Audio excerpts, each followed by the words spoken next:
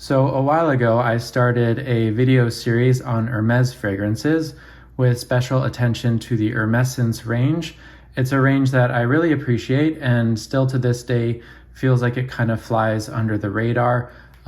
So I had been grouping them by category. These categories are my own, but I had a few left that I meant to finish, so here I am getting back to it. I've also created a playlist with the previous other 4 videos, and today's category is leather. Now, like I said, I focus on Hermescence range, partly just because of my own taste. I'm not the biggest fan of their more vintage classic fragrances, although I appreciate how well done they are. But we have to start a discussion on Hermes leather, of course, with the iconic, the classic Eau d'Hermes. In many ways, it's been said before, Jean-Claude Ellaine's style that he developed for Hermes can be traced back to this. I remember having that epiphany myself after trying a Piece Marine. Well, I tried a Piece Marine first, and then I tried Eau d'Hermes. And I thought I was being clever until I realized quite a few people had already discussed this. So what is it about this that Elena picked up on? It's an airiness, airy spices with citrus. And if you were to really boil down a lot of the Hermes fragrances by Jean-Claude Ellane, it has an airy lightness, but a lot of interest brought to the game with quite a bit of spices, a bright citrusness, and with this one, of course, famously, a little undercurrent of something animalic and leathery. Up front, I was always surprised and impressed by how modern this smells. Maybe it's partly to do with reformulations, keeping it current smelling, but I think in this case, because the citrus is so important, a brand new bottle is going to be your best bet. It's going to have the nicest smell, but really nice lemony. You can sense some kind of like cardamom. They say cumin, but I feel like over the years, the cumin armpit aspect has been dialed down and maybe swapped with cardamom. But yeah, the merest hint of a body animalic smell, but nothing big. I think if you read the way people talk about Eau d'Hermes, it's very naughty with just the tiniest wink. And I've said this before, in some ways that's almost more disturbing because it can read as your own body odor because it's not so obviously animalic that you know it's coming from the perfume. It really melds with your body in a beautiful way. But right now I'm not getting any of that body odor, just spices. Yeah, beautiful fragrance. It has that airiness that I think Jean-Claude Ellane picked up on. It feels light like a cologne, but the spices give it some kind of longevity, and a little bit of animalic undercurrent also give it some more complexity and longevity. So that's Eau d'Hermes. I say buy with confidence whatever's out there today. On to another classic, maybe the best in the line, maybe one of the best works by Jean-Claude Ellane. Sometimes I wear this and I think, is there a better fragrance out there? And it's one of those that, you wear and you think, gosh, why don't I just wear this all the time? And then it goes back on the shelf until next year. I have a few fragrances like that where I suppose those are like the forever fragrances. What's so beautiful about this to me is it's really the softest, most delicate, pale leather via a white floral accord. So it creates this beautiful illusion. It really does smell like a very expensive, soft suede jacket. None of that birch tar leather, nothing smoky.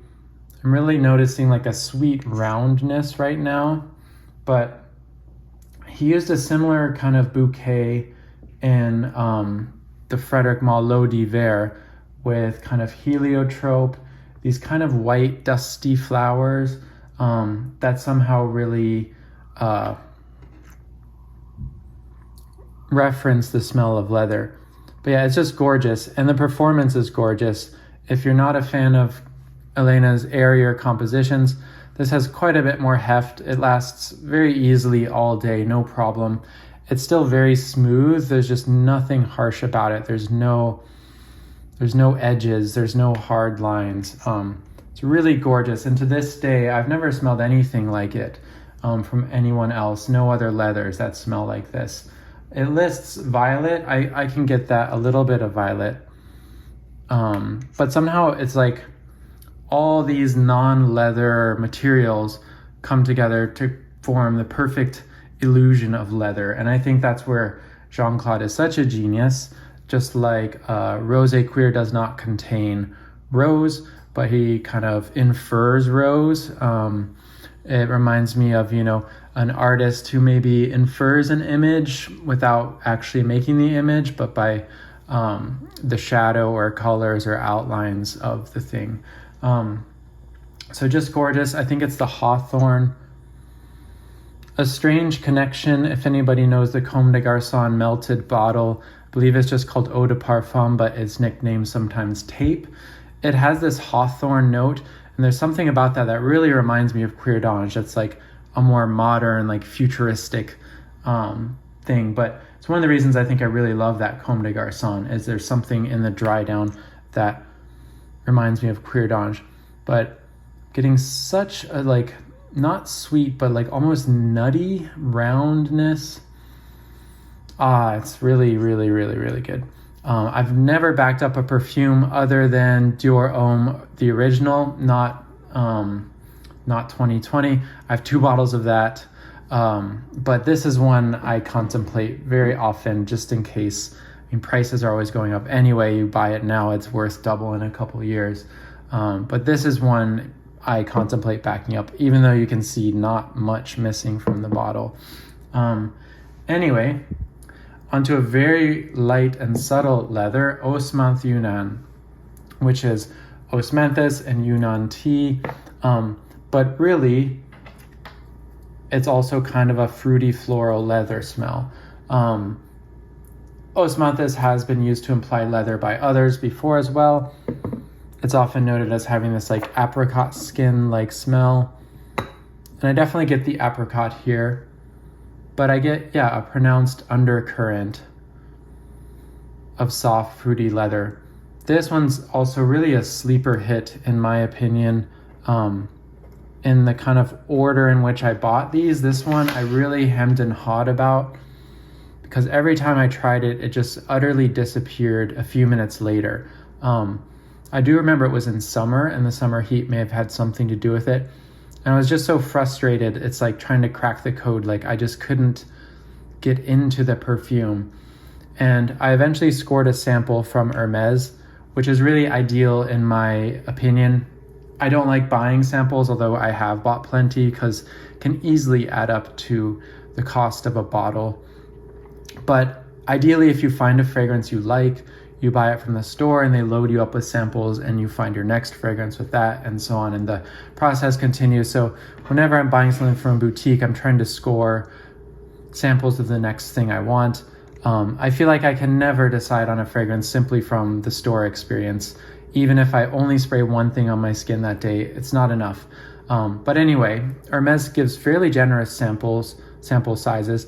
I went through an entire one and I was still frustrated. Like, I just don't smell this perfume. What's happening? It's nice for a few minutes. But weirdly, after I finally bought the bottle, it's plenty strong. Could just be purely a difference in how much it sprays out. They could have changed the formulation. I'm not one to care or really theorize on formulation changes because I think it's just such a boring topic. But what's in the bottle is plenty strong. It's no doubt a very light, kind of airy, fruity, apricot-y, slightly leathery fragrance. But I get all day longevity, a light longevity, but all day nonetheless. So no complaints there about Osmanthe Yunan. So if you've tried it and you think it's too weak, try it again. Try a few full sprays from a bottle. It's a really gorgeous perfume. So great transitional. I feel like it could be good in any season. It has enough warmth from the leather to be worn in winter when you want something a little kind of enlivening, but it also has that fresh fruitiness that would work nicely in the summer. On to a few others. We've got Agar Ebene. I haven't realized how much I've worn of this. It's been quite a while since I've smelled this one. This one is by Christine Nagel. I'm always struck by the difference in texture that Elena versus Nagel creates. To me, Elena's very airy. It feels like it's always kind of floating and swirling around your head. It's light, but it's always a little bit perceptible. They're wafters, always wafting in and out, but it's like you can see right through it, like a diaphanous texture, like a voile. Whereas at least these first few Nagel, like this and Mur Eglantine, to me they have a real plushness, like a cashmere blanket. So they're equally soft and refined and somewhat quiet, but there's a lot more like material there. You can't see through it. But to me, Agar Ebene has a really beautiful, like soft plushness to it. And having not tried this in a while, I am really liking this. It's actually quite a bit fresher than I remember.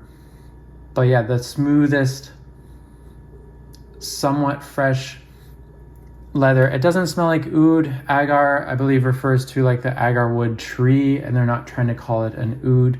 Of course, we know they recently released an oud, which I have tried and I did not like. I found it very harsh for an Hermes. Maybe I sprayed too much. I need to try it some more before I post a review, but I did not like the new oud. And I was going in with a good attitude, thinking, you know, if it's a oud rose, but it's done with Hermes sophistication, I'm totally down.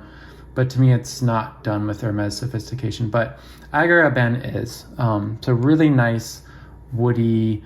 I'm getting a lot of kind of bright fruitiness right now I never noticed before in Agar Ebene. It's almost like a riff on Osmanthe. Yeah, not too different. Obviously, they are different, but I can feel a connection between Osmanthe, Yunan, and Agar Ebene. And then, of course, there's some overlap. I had a rose video. I talked about Galop. Really great. Another underrated fragrance. Leather rose, but it has this interesting quince note. I'm going to spray a little bit of this on because I haven't worn this in a while.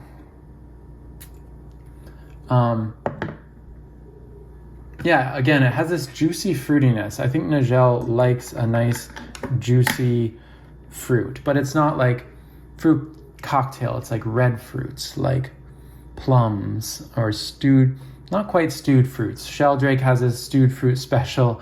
It's not as warm and gooey as that. But yeah, also beautiful, beautiful rose. There's something a little soapy in the dry down. Some people have said metallic. I don't get anything metallic in this, but I do get a soapiness in the late dry down. But another gorgeous perfume.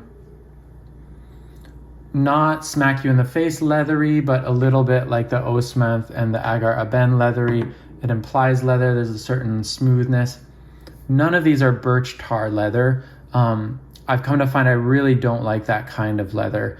The kind of really... Either there's the kind of smoked meat leather, there's the heavy birch tar leather. I'm not even the biggest fan of Chanel Cuir de Russie. I know, blasphemy. But the way Hermes does leather is right up my alley, really beautiful. Again, I can't say enough good things about Cuir d'Ange, but a lot of other people have. Just so beautiful. I remember thinking, just maybe from a beginner's perspective, the first time I tried it, that it's too realistic. Like, it smells so much just like real nice leather. Do I want to smell like that? Like, is it a perfume? But I've somewhat changed my mind because I think it blends with the skin in such a beautiful way. It's certainly unique, but I think, yeah, it wears nicely as a perfume. It's not just like an artwork to be admired.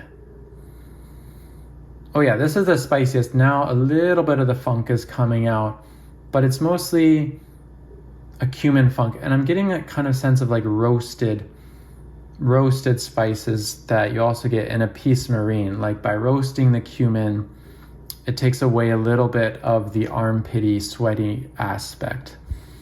It does stick out as the most vintage smelling next to all of these.